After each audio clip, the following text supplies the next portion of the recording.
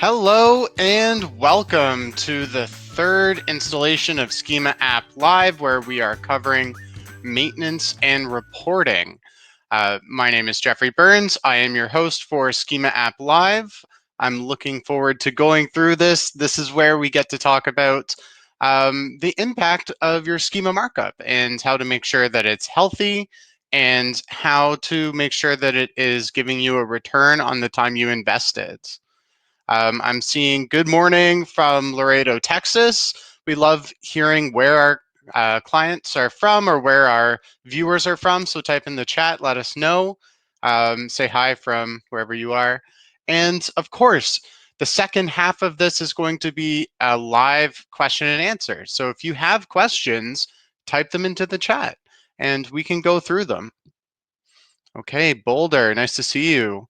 I will share my screen and we can jump right in. Okay, so I always like to start by introducing myself. For those of you who don't know me, I am Jeffrey Burns. I am a humongous fan of the Toronto Maple Leafs, who are not in playoff contention anymore. I'm Canadian and a member of Schema App, whose founder is Martha Van Berkel, who you may know. This is an example of a knowledge graph, and that is what schema.org can do for you. It can organize the important parts of your website, your company, your brand, so that it can be better understood by machines. Now, we are a world leader in schema markup. We have brands who trust us all over the world, and we're going to jump in and talk about how to measure your markup. Just a quick primer here before we get going. So you'll hear Google say structured data a lot, and they'll use it interchangeably with schema markup. Just know that in this context, they mean the same thing. Speaking more broadly, structured data can mean anything or a lot of things, even information in like an Excel sheet, where schema markup is more specific to SEO and our context for this conversation. Now, your web page probably makes sense to you and everyone else who reads it, but search engines don't understand things like people do, and structured data helps bridge that gap. So schema markup is a vocabulary that provides that clarity. There's over 800 class types that you can use to define the content or the things in your content on your website. It was founded by Google, Microsoft, Yahoo, and Yandex.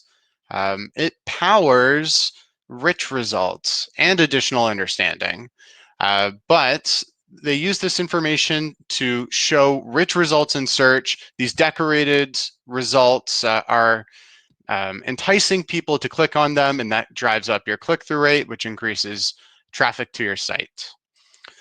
The ROI of schema markup really varies depending on your website and how organic search lines up in your customer funnel. So if you are a news site just looking to get more eyeballs on your articles, then the way you implement markup and measure it might be different. If you are an event site trying to sell tickets, that might be different. If you're a job recruiter site, then that might be different. But for us, we've already talked about defining the strategy for your website and aligning it with your company goals. We've talked about how to actually author your schema markup. And then we've talked through some of the technical corners and around deployment. And in this conversation, we're going to go through maintenance and being able to build your report. Okay, so the first thing I want to touch on is, why is maintenance important? A lot of people will think that once you implement your markup, you're done. That, you know, that box has been checked. You can go forward without keeping an eye on your schema markup, and that's not the case. So the quality guidelines are one reason you would want to stay up to date on your markup. Violating these quality guidelines can really hurt the return on your investment here with schema markup. The first big reason is that if your markup is not well maintained, it could actually prevent rich results from showing.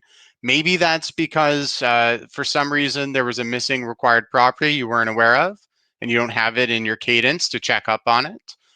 Or it could be because your markup no longer matches the content on your page, and that's a big one. So for relevance, completeness, the location, which page is it on, specificity, and even images, all of these are things to look out for. If you're missing required properties, that will make you ineligible. If you have markup for content that's actually been moved to a new page, Google will think you're misrepresenting the content you're marking up. If you're trying to create markup for something, but you're using not the correct schema class, Google might see that as miscategorizing your content and ding you for that as well. So there's a whole list. I have a link here. We'll share these. You can see the quality guidelines yourself. You'll want to audit your schema markup so that it's within the quality guidelines so you can be eligible for rich results and that Google doesn't give you a manual action. Speaking of manual actions, there are some that are specific for structured data issues. Again, I have the link here for you, and I encourage you to go and take a look. But some of the most common actions that, or some of the most common mistakes that are made that result in a manual action are where the content on your page differs from the structured data. So if you had an article that's moved or was updated and the markup doesn't change or follow it, um, structured data that does not match the content for any reason. If that's a job posting that doesn't have the right location, for example. If you have structured data that's marking up hidden content, then that can be a manual action. If you're creating markup for something that uh, defines it as something that it's not, that can give you a manual action. That's a really popular one in the gray areas of schema markup because the review snippet specifically is only allowed on, I think, like 14 different schema types, primarily things like product or local business. And so if you're creating markup for something that isn't that, Google will find out. And when they do, you can get a manual action. Another really common one is when you combine too many things into a single entity. So if you, for example, have a product category page or a catalog page, and you just include all of those products into one product, that's going to get you an action as well. So there's a whole list here. You can go check those out. Be aware of them so that when you do your maintenance, you can watch out for these. Not all of these are going to be easily reportable. These are the types of things that you need to be able to see for yourself and digest on your own. An automated report won't be able to prevent all of these from happening. There are some tools, though, that we can use to spot check your markup. So we're going to go through them. The first is the structured data testing tool. So this is the fastest, it's the easiest to read. Now, unfortunately, it's being deprecated. So the next one I'll show you is the Schema Markup Validator on schema.org. But this is a great tool, and the schema.org validator is a great tool because it shows you all of the different schema.org class types. Whereas the rich results test that we're going to see as well is limited to the types that are eligible for a rich result. So the schema.org validator is here. You can see they look pretty much the same because it is the same tool being exported to schema.org from a domain hosted by Google. This went live in May of this year. It is replacing the testing tool, and that decision actually came following backlash. The SEO community, schema markup community, reached out with their voice and said, hey, we need a tool that can report on all of our markup, not just rich results. But if you do need to test for rich results, this is where you should do it. There would be some errors and warnings that would show in these other tools, but the rich results test is the most up to date. It is the reason why you should use this for testing pages if they're eligible for rich results.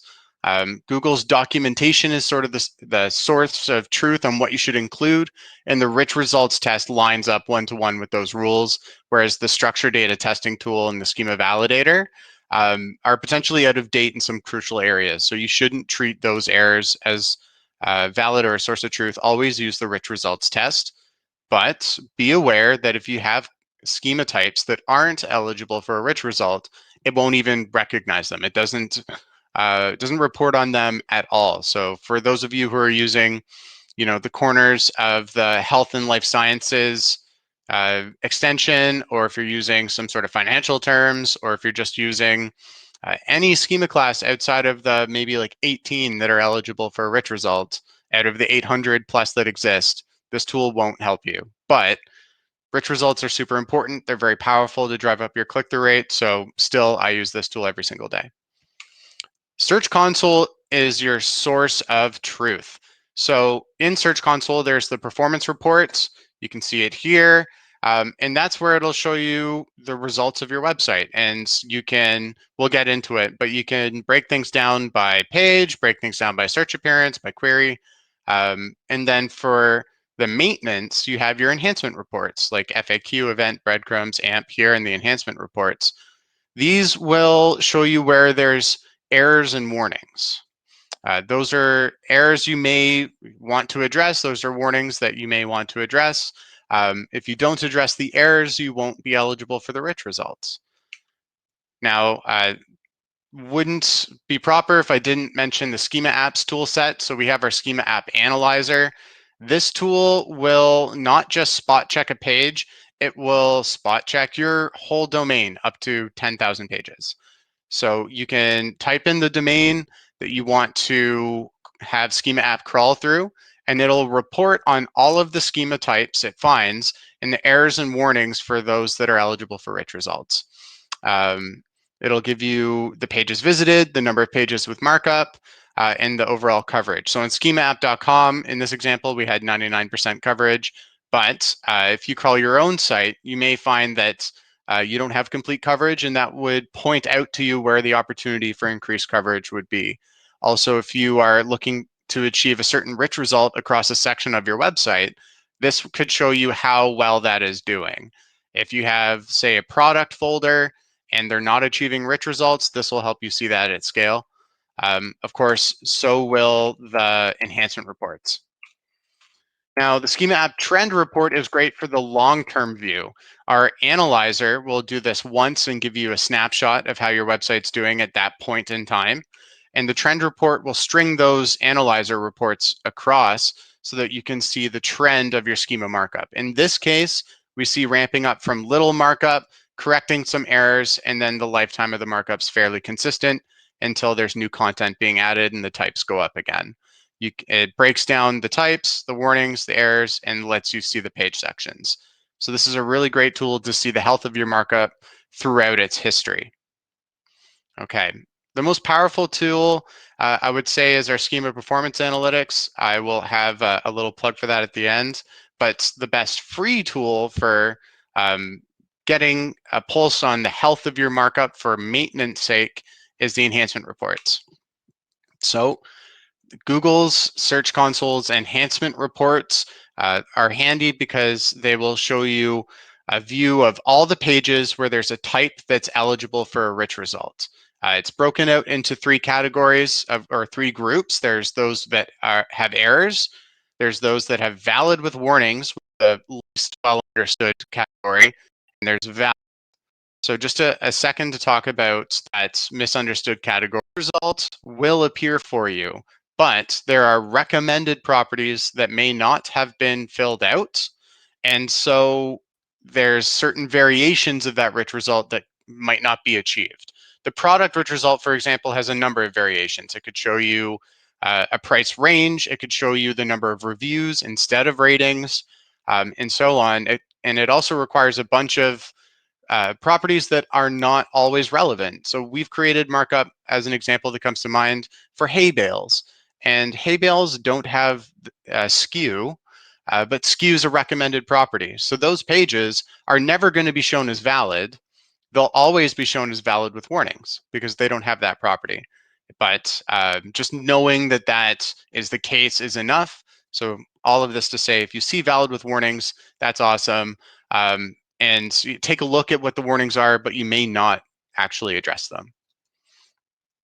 All right, so the enhancement reports show the number of instances that are valid. They also show the valid with warnings. And then not all, but most have this button right here, which is impressions. I recommend clicking it as you would turn on any of these filters here. And it can show you the trend of impressions that these are impressions that achieve this rich result specifically, which is awesome to see. Usually when the number of valid instances go up, you will see the number of impressions go up because those are a valid instance is a page that's eligible for the rich result.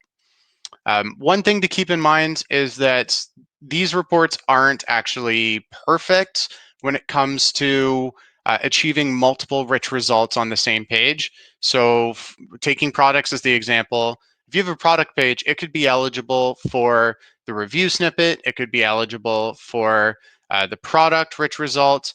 It could be eligible just for reviews. And so it's possible to see a page show up multiple times within the same report. And that's a case where if you're building it out and you see a large jump in your instances, but not a large jump in the impressions, well, the same page doesn't show up multiple times in the search result. That's why. So just be aware that if you're achieving multiple rich results for the same page, that would be the case where you see a discrepancy in a rise of valid instances, but not a rise in impressions. Now, if you're deploying markup and there are warnings and errors, then you would want to click in and see what's going on, and that's going to help you troubleshoot your markup. So the reports are broken into types, which can be clicked on. It'll show you the URLs themselves that are offending, and that's where you can go use the other tools to spot check. All right, so here is the enhancement report where it's valid, and you can see the impressions going up with the number of valid instances, as I was saying. And also, if you're deploying markup and there's errors and warnings, it'll show like this with the errors and warnings. And you can click on the individual instances of each error.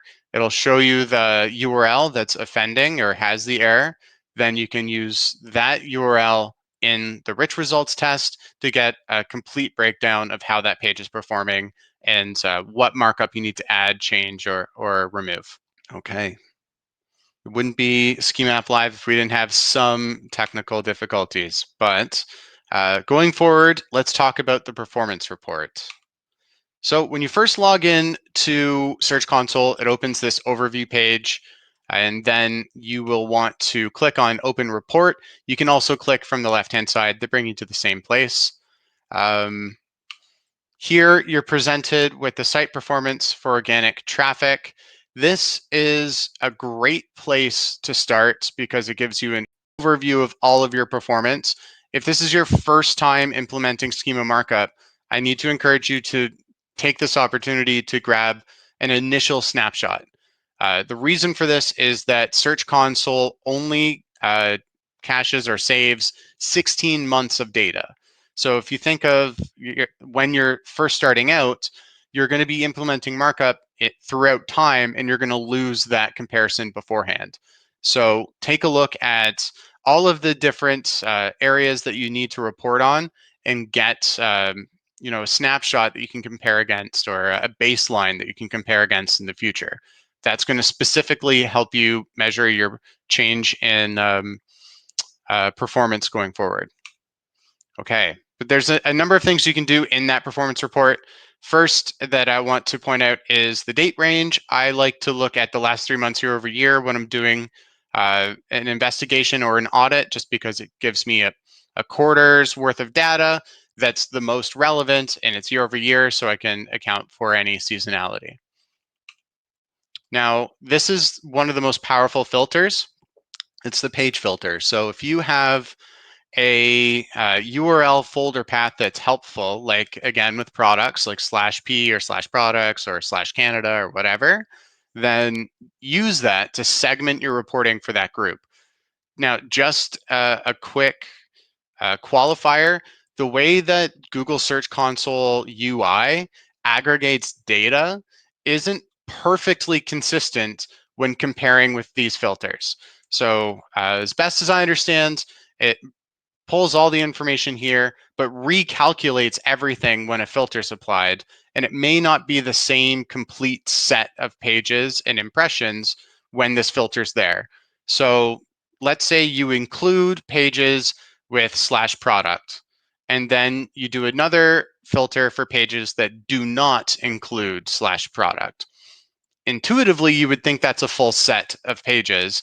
And if you added up the impressions and clicks between both of those views, it would equal having no filters at all.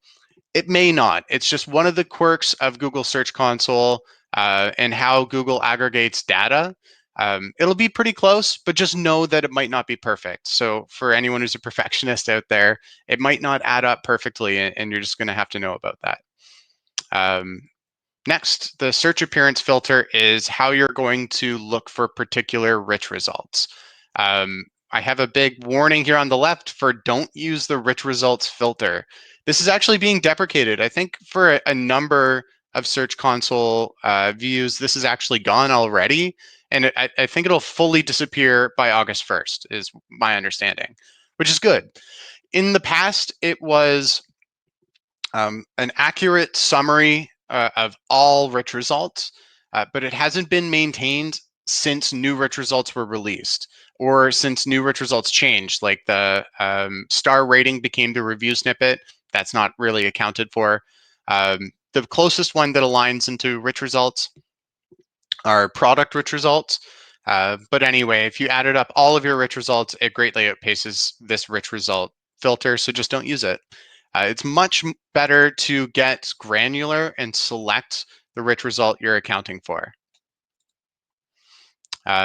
You can also get an overall view here by just clicking the search appearance tab and seeing them all in a grid. And of course, if you export this to Google Sheets or Excel, whichever you use, then that data is in columns and rows for you to pull into any reporting you need from there as well. Just know, just like the search appearance or these search filters, the export has some quirks to it as well. It only accounts for the top 1,000 URLs. So that's a good snapshot. 1,000's a hefty chunk. But if you're a website with like 30,000 or millions of pages, that's only going to be a snapshot. It's not going to be the full report. You would have to query at that point through Google Search Console API, and that has access to the full set. Okay. And of course, Schema Performance Analytics has a lot of these views automatically set up in our end, and we compare that with the scope of information or the scope of your deployment through Schema App. So if you want to know how one of your highlighter templates is doing or which search appearance is the strongest, that would be a great place to learn. And it can also show you the impact of your content changes over time. So taking a look here, we can see that the FAQ rich results, or TPF FAQ is the name when you query the API, that it grew and then it was iterated on, and now it's performing very, very well. So this is one of the ways you can keep track of the changes of your markup and how it's actually surfacing the information for your pages. Okay, but you want to build a report. This is where you need to think about what is in your funnel. What were the strategies that you went with in your schema markup? What goals did it align to for your business? And how does organic roll up into those goals? If you're just a base reporting, then yeah, you'll want to calculate the percentage of impressions or clicks. You want to know the change in growth rate and the different rich results as a percentage. But if you are an events company, then you're going to want to double click on the events rich results themselves and look and see the queries that people are using to achieve that result and make sure that your content is optimizing for those top queries. Same with FAQs. If you notice that the FAQ rich result is in a search appearance that is performing the worst among your other ones, look at what questions you're answering. Maybe you're answering too easy of questions and people are getting their answer and not clicking through. Maybe you could tease out the length of your answer so that people get some of the answer but need to click through for the full thing. So that's where your results can inform your content strategy, which informs your schema markup, and you start the process again. So that's how you can see that this overall life cycle of your schema markup is cyclical, and you're never really done. You're just continuing to further optimize. Um, and lastly, the change in growth rate is super powerful. This is for those people who are more comfortable with numbers. And the reason I say that is you don't always get to see the impact of your schema markup. Rich results make all kinds of sense. I can put this in front of you and show how your result looked and then how it looks now, and that rich or decorated information has changed, and it makes sense because you can see it. But the number one benefit of structured data is the additional understanding and context that Google gets about your content or your pages and your website. So how do you measure that? Growth rate change. It's the difference between the average month over month growth before and after structured data was implemented. So this is where that initial snapshot is super, super important. You can show a trend of how for 16 months your website was growing when schema markup started, and then an increase in that trend, as long as you account for any other marketing initiatives are, or if you can have a clean report and you're not doing many other things, you can then correlate a change in that growth rate to additional understanding of schema markup. You can also then tie that to your conversions wherever you track those, and intuit that you're getting a better quality of traffic finding the site more often. That's the two places I would say you really get to tease out the impact of markup that doesn't achieve a rich result, or that includes rich results, but all the other schema you're including is a change in growth rate that correlates to an increase in conversions. That's where if you have an increase in conversions or just even an increase in impressions, you can think about a classic way of justifying time or efforts in SEO versus paid search, which is how much money do you spend for a key words that you would have to pay for, that then how many impressions do you need to get from that, or click-throughs, and how do they convert.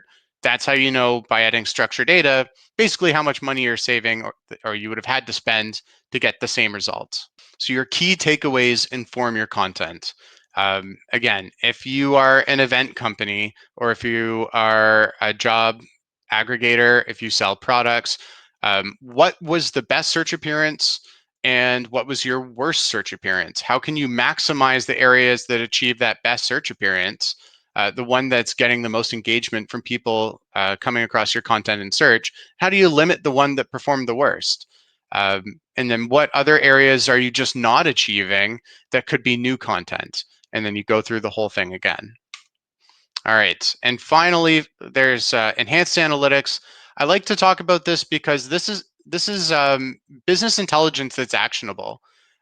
What you can do with schema markup is aggregate the pages with the same schema type and property, and then compare the groups with the same value. So as an example in this case, we're looking at pages that are schema articles with an author, and then we're pulling all the pages with the same value together in custom dimensions, and this is Google Analytics. So all of the pages where Martha Van Berkel is the value for the author of the article add up to 14,000 impressions for this timeline. And then for myself, all of those added up to a little more than 4,000. And same with Aaron, a little more than 4,000. So we know that as an author, I'm second, closely threatened by Aaron for third, but both of us have a long way to go to get the same engagement that Martha does. So this is how you can pull in the concepts or the things on your website and compare how they're doing versus just pages.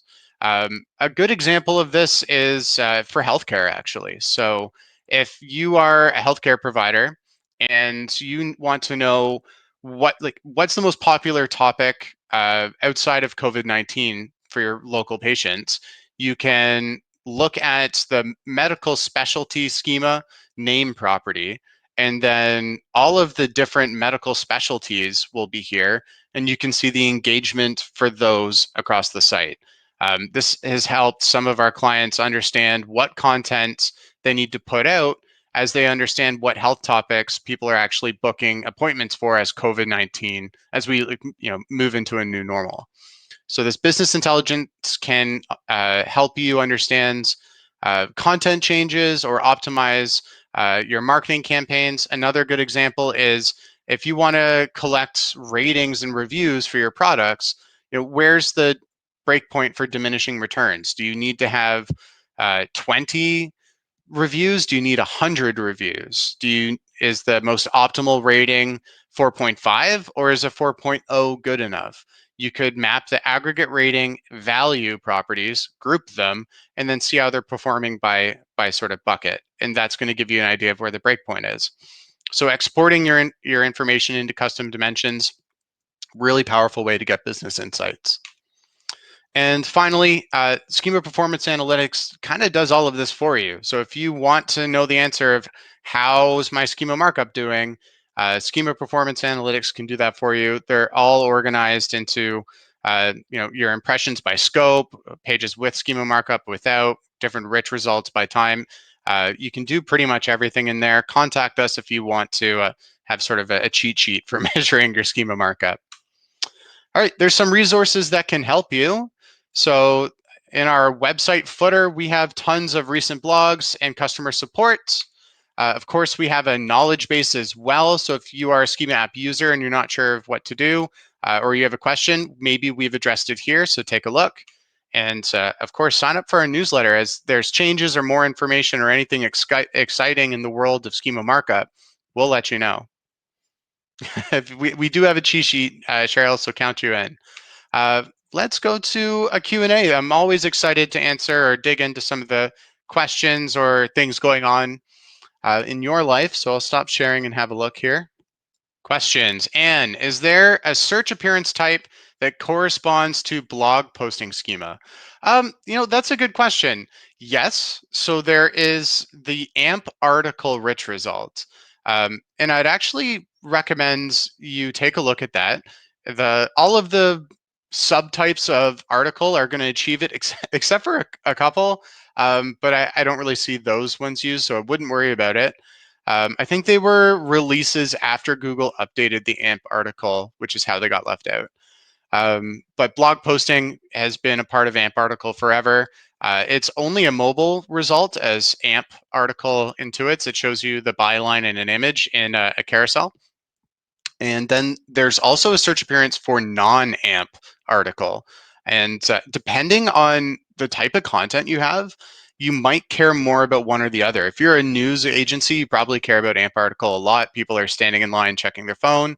But if you are covering a topic that's usually requires like deep research, maybe you care more about non-AMP because people are at their desk delving into these, and that you might be looking at different rich results like FAQ and so on. So it does kind of depend on what you're blogging about a little bit. And then you can add them together to get a snapshot of your overall measurement for that section. Okay. And then this is from Anne. Oh, no, sorry. This is from Lillian. If you have to sign up separately, do you have to sign up separately for performance analytics? I believe so. If you have questions about performance analytics, reach out. Our team will definitely answer all of your questions about that. Cheryl, I'm seeing content that isn't an FAQ marked up as such. I don't see an error when running the rich results test, but I can't tell if the company may have received a manual action report. Super possible that they have. The way you would tell without being able to see in their search console is if you suddenly stop seeing rich results for that site. Because when you get the manual action, all the good stuff gets taken away. I like to think about FAQs more as frequently helpful answers rather than true questions. So just because the title or the name of the content piece doesn't have a question mark doesn't mean that it's not relevant information for that rich result. Google's all about helping the user. So if it's helpful information and the answer is relevant to the query and people are engaging with it, Google sort of measures where you click on that search results page. or what's visible in your screen and so on, then that's good. The real when you dig into the manual actions, the real thing that Google will ding you for is if it's obviously marketing. So, for example, if you have a sale coming up and it's like save 25% in store, that's not an event. You can't mark that up with event schema markup. Get into that carousel because that's just blatant advertising. Same with if you have products, don't put click here to buy as an FAQ. It's just blatant manipulation, and it goes well outside of the intent of that rich result. But if you have content that fits, it feels helpful, and then do it. That's not going to result in a manual action. I haven't seen that type of getting close to the boundary result in a manual action. So a manual action report affects a domain, not a page. Pages are offenders, but the action results for the domain.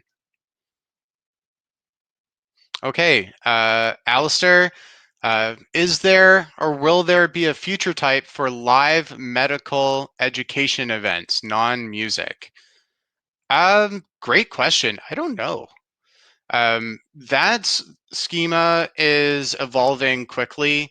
There's different attendance modes. I would probably look to see the topic called out in the about property. That's where you could tie it to something medical. You can also tweak the audience for the event. So if it's a public event for families in your neighborhood, then the audience would be everyone, or you leave it undefined. So the undefined audience just means Google fill in the blank.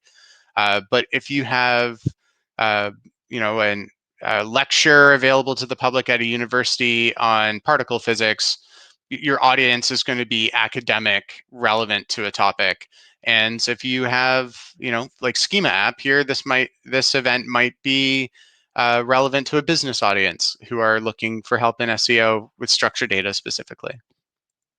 Um, Medical enumerations are evolving. Even the medical specialty enumerations are being added onto. There's a big update coming in schema.org.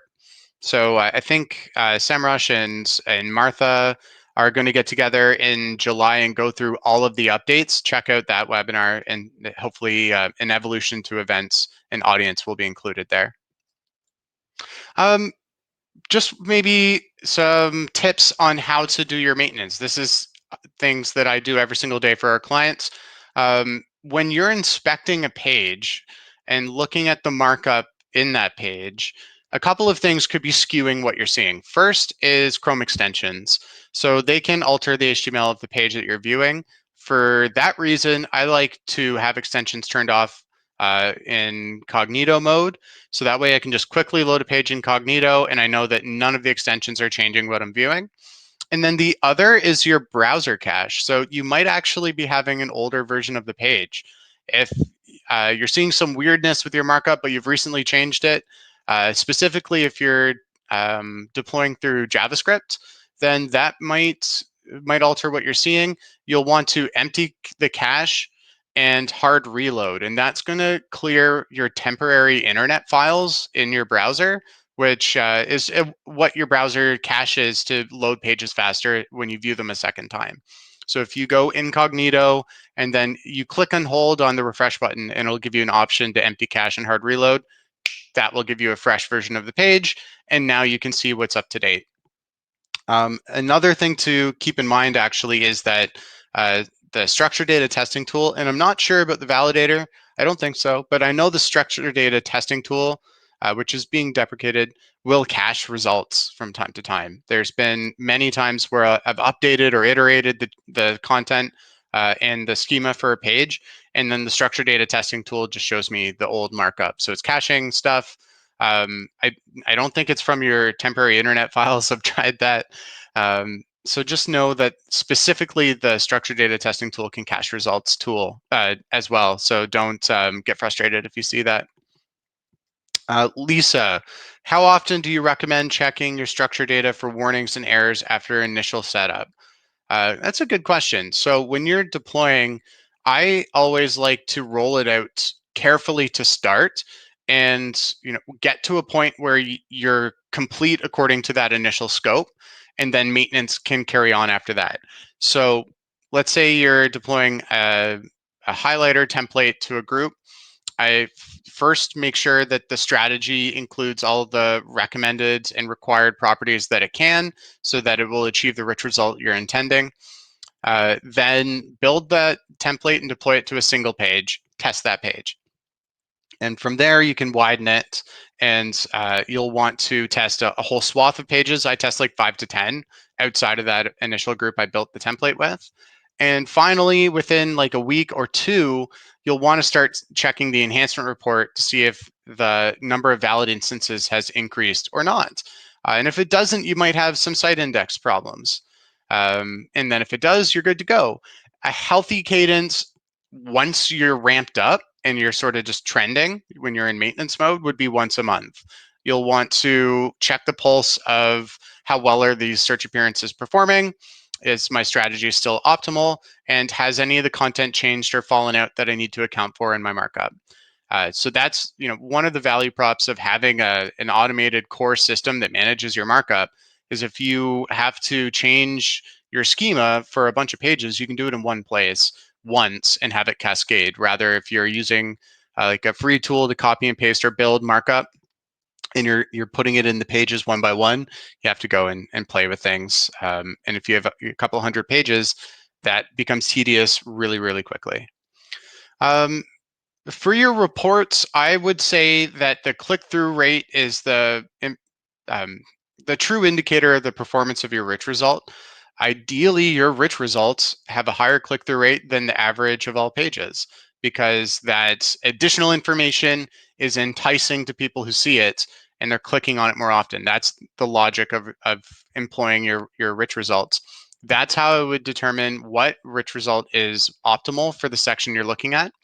You have to compare it though with the other rich results you might not be achieving, and that's where you know scoping out your strategy is so important. Okay. Well, if you do have more questions, if you want to learn how to measure your markup with schema performance analytics, reach out to our team. If you have some opportunities or questions around how to reuse your schema graph to get business intelligence, reach out to our team. We can help you do that as well. Otherwise, we'll see you in our next session of Schema App Live. Take care.